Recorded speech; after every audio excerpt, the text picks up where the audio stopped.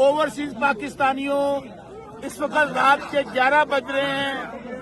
सख्त सर्दी है, 8 या 10 सेंटीग्रेड होगा। ये आप देख रहे हैं खान साहब की बहनें, सारी खवातीन, हमारे वर्कर्स, नौजवान, सब लोग यहाँ हम पुरअमन तौर पे मौजूद हैं। हमें बताया जा रहा है एक दफा फिर इन्होंने वाटर कैनन तैयार किए हैं, लेकिन एक बात जहन में रखें कि हमने गोलियां भी खाई हैं, हमने जख्मी भी उठाए हैं, लेकिन हमने ना कभी पत्ता तोड़ा है, ना गमला टूटा है।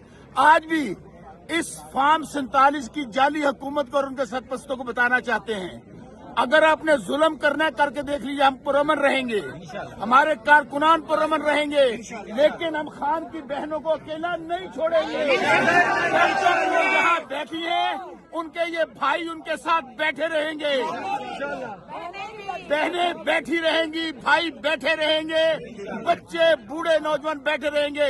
रिहा करो, रिहा करो,